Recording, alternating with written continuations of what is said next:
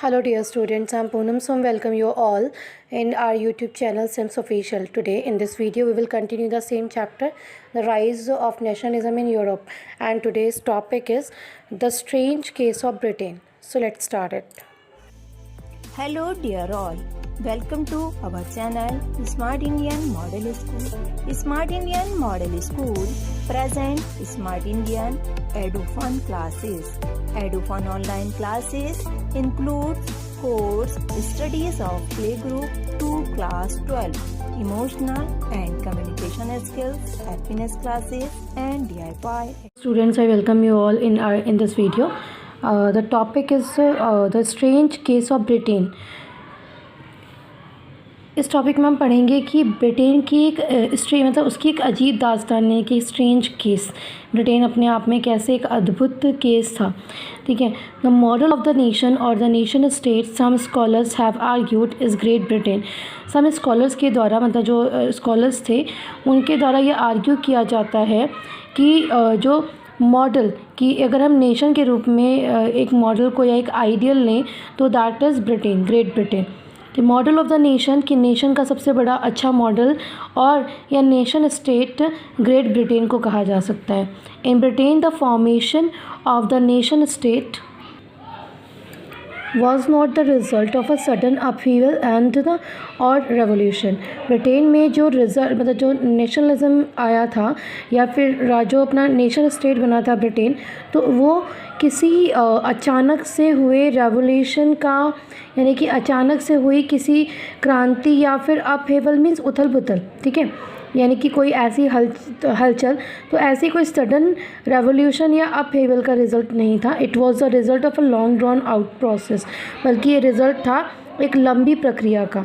There was no Britain nation prior to the 18th century. 18वीं सदी से 18th century में से पहले जो ब्रिटेन था वो राष्ट्र, बल्कि वो एक नेशन था ही नहीं। ठीक है, the primary identities of the people who inhabited the Britain Island were ethnic ones such as English, Welsh, Scot और Irish। ठीक, पहले जो ब्रिटेन की पहचान थी, ठीक है, द प्राइमरी आइडेंटिटीज़ यानी कि जो उसकी पहली पहचान थी या प्राथमिक पहचान थी वहाँ के लोगों की जो वहाँ रहा करते थे, वो क्या थी कि ब्रिटेन एक द्वीप समूह था, एक आइले था जहाँ के लोगों को मीन्स एथनिक कहा जाता था। ठीक है, उनकी जो मेन पहचान थी या उनकी जो आइडेंटिटी थी वो एथनिक के रूप में होती थी। और यहाँ पर कैसे थे, जैसे यहाँ एक समूह, अलग अलग लोगों के रहने वालों का समूह। तो यहाँ पर कुछ इंग्लिश लोग थे, कुछ वेल्स थे, कुछ स्कॉट थे और आयरिश। ठीक है, इन तरह की लैंग्वेज बोलने वाले लोग एक समूह में रहा करते थे। तो वहाँ रहने वाले लोगों को, इस महाद्वीप के समूह पर रहने वाले लोगों को एथनिक कहा जाता था। All of these were ethnic group had their own culture and political traditions। इन सभी एथनिक ग्रुप की अपने अलग संस्कृति थी और अपने पॉलिटिकल ट्रेडिशंस यानी कि जो अपनी परंपराएं थी, राजनीतिक परंपराएं थी।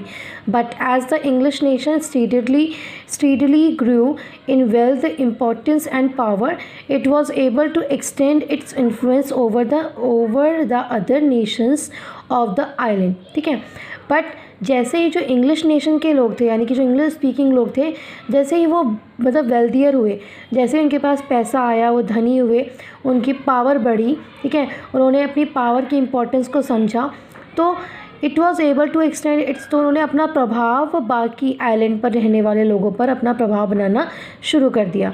उस राष्ट्र पर रहने वाले लोगों पर, आइलैंड पर रहने वाले लोगों पर अपना प्रभाव बनाना शुरू कर दिया। The England Parliament, which has seized power from the monarchy in 1688 at the end of protracted conflict, was the instrument through which a nation state with England and its centre came to be forged। The English parliament, ठीक है, यानी कि parliament में ऐसे लोग जो ज़्यादातर English बोलते थे, जो इंग्लिश लोग थे, ठीक है, उनकी नंबर यानी कि उनकी संख्या ज़्यादा बढ़ गई थी पार्लियामेंट में। उन्होंने ये पावर किससे सीज़ की हुई थी, which had seized power from the monarchies in 1688 at the end of the protracted conflict. एक मतभेद होने के बाद या काफ़ी संघर्ष के बाद उन्होंने क्या किया था, मोनार्चीज से पावर सीज़ कर ली थी, उनकी मोनार्चीज की पावर को सीज़ कर लिया था और ख़ुद इंग्लिश पार्लियामेंट वहाँ पर चला रहे थे 1688 में के एंड में। And was the instrument through which a nation state with England at its centre. और इस तरह से अब जो इंग्लिश लोग थे वहाँ अपने मतलब उनके अकॉर्डिंग वो एक इंग्लिश स्टेट बन चुका था, nation state, and with England, जहाँ पर इंग्लैंड था वो सेंटर में था, यानी कि जितनी भी पावर थी वो इंग्लैंड के पास थी। केम टू बी फोर्स, यानी कि पावर में, सत्ता में आ गया था। इंग्लैंड जो था वो एक केंद्र बन गया था वहाँ स्टेट के लिए, स्टेट का। The Act of Union 1707 between England and Scotland that resulted in the formation of the United Kingdom of Great Britain meant in effect that England was able to impose its influence of Scotland, ठीक है।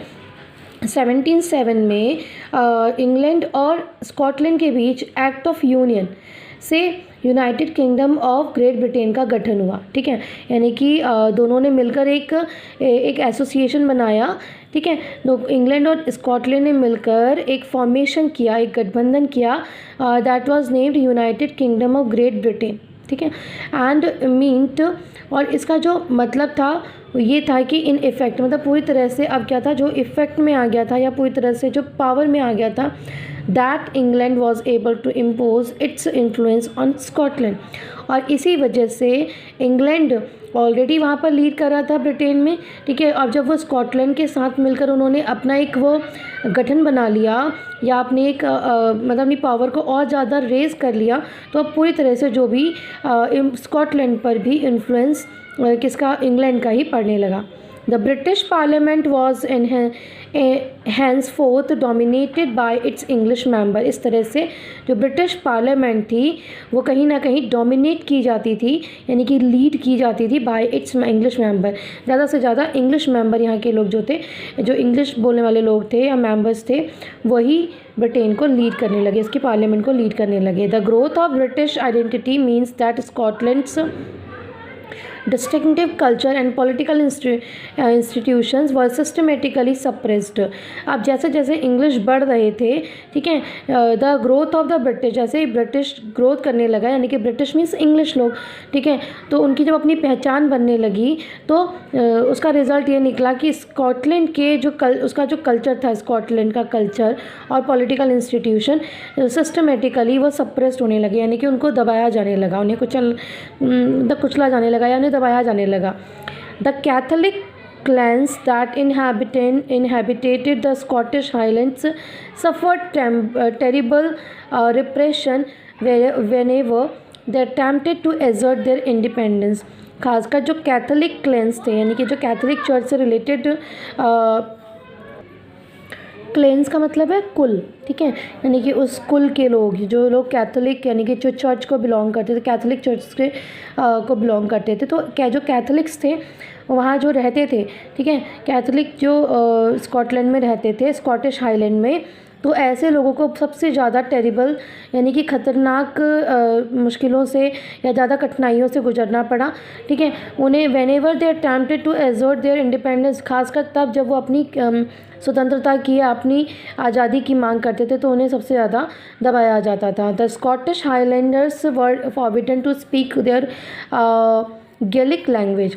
जो Scottish Highlander जो Scotland के Highland areas में रहते थे, यानी कि जो स्कॉटलैंड में रहा करते थे, ऐसे लोगों को जो वहाँ पर गैलिक लैंग्वेज बोलते थे और वेयर देयर नेशनल ड्रेस, जो अपनी नेशनल ड्रेस पहनते थे स्कॉटलैंड की, and large numbers were forcibly driven out of their homeland, ठीक है। तो उन्हें ये सब पहनने और बोलने की, गैलिक लैंग्वेज और अपने नेशनल ड्रेस को पहनने की आज़ादी नहीं थी, ठीक है, पूरी तरह से उन्हें मनाही थी। एंड लार्ज नंबर, और ज़्यादा नंबर में वहाँ के बहुत सारे लोगों को वहाँ फोर्सफुली वहाँ से अपने होमलैंड से बाहर यानी कि अपना देश छोड़कर जाना पड़ा था। Ireland suffered a similar fate. It was a country deeply divided between the Catholics and Protestant. Ireland का भी यही हाल था जैसा यहाँ पर स्कॉटलैंड का था. यहाँ पे क्या था, इट वाज अ कंट्री, एक ऐसी कंट्री थी जहाँ पर दो लोगों में बटी हुई थी. आयरलैंड दो लोगों में बटा हुआ था, कैथलिक्स में और प्रोटेस्टेंट में. ठीक है, ऐसा कहा जाता है कि जो जीसस क्राइस्ट थे तो उनसे पहले के टाइम के जो चर्च के लोग थे उन्हें कैथोलिक चर्च से रिलेटेड माना गया है. और उसके बाद जो मीन्स ऐसे क्रिश्चियंस जिन्होंने अपनी फ्रीडम की मांग की थी या अपनी रूढ़िवादी विचारों को वो नहीं मानना चाहते थे, तो ऐसे लोगों को प्रोटेस्टेंट कहा गया है. तो वहाँ पे दो कैटेगरी थी इंग्लिश पीपल की, या कहा जा सकता है कि क्रिश्चियंस की. ठीक है, तो कैथोलिक और प्रोटेस्टेंट. तो आयरलैंड की कंडीशन और ज़्यादा बुरी थी, या उस आयरलैंड में भी बहुत ज़्यादा सेम तरह से ही उनको भी ऐसे ही प्रॉब्लम्स फेस करनी पड़ी थी. The English help the Protestant of Ireland to establish their dominance over a largely Catholic country. अब क्या था, यहाँ जो इंग्लिश पीपल थे वो प्रोटेस्टेंट को सपोर्ट कर रहे थे आयरलैंड में, और वो ये चाहते थे कि जो कैथोलिक्स हैं, ठीक है, वो उनको डोमिनेट करें. Catholic revolts against British dominant were suppressed. और ऐसे कैथोलिक्स जो ब्रिटिश डोमिनेंस के अगेंस्ट अगर वो विद्रोह करते थे तो ऐसे लोगों को पूरी तरह से दबा दिया जाता था.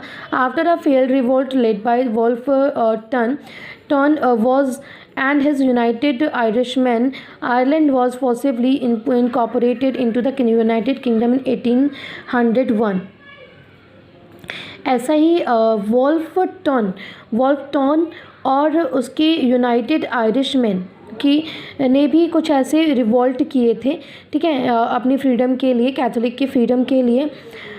But Ireland was possibly incorporated. मगर जो आयरिश में जो आयरलैंड के जो लोग थे, जो प्रोटेस्टेंट थे, ठीक है, वो इस तरह से वो उनको पूरी तरह से उनके साथ कॉपरेट नहीं कर रहे थे.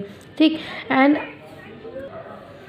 और एज अ रिज़ल्ट क्या हुआ कि Ireland was possibly incorporated into the United kingdom इन 1801.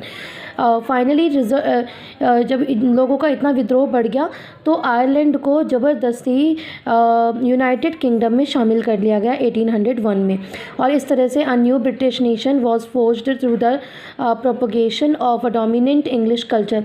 और इस तरह से एक नए ब्रिटिश राष्ट्र का निर्माण हुआ जिसमें क्या था, जो इंग्लिश लोग थे या इंग्लिश कल्चर था वो पूरी तरह से डोमिनेट कर रहा था या लीड कर रहा था. The symbols of the new Britain, the British flag, Union Jack and the national anthem God Save Our Noble King and the English language were actively promoted, and the older nations survived only as subordinate partners in this union.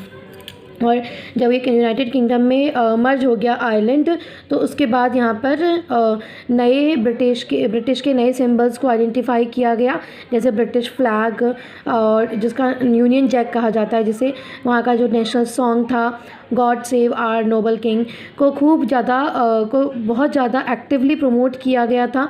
और पुराने जितने भी जो राष्ट्र के या जो nation के जो संघ थे, ठीक है, उन्हें कहते हैं सर्वाइव्ड ओनली द, जितने भी जो ओल्डर नेशंस सर्वाइव्ड थे, जहाँ पर पुराने रहने वाले लोग थे जो नेशन में, ठीक है, उन्हें सिर्फ सबऑर्डिनेट पार्टनर के रूप में ही इस संघ में शामिल किया गया था. ओके.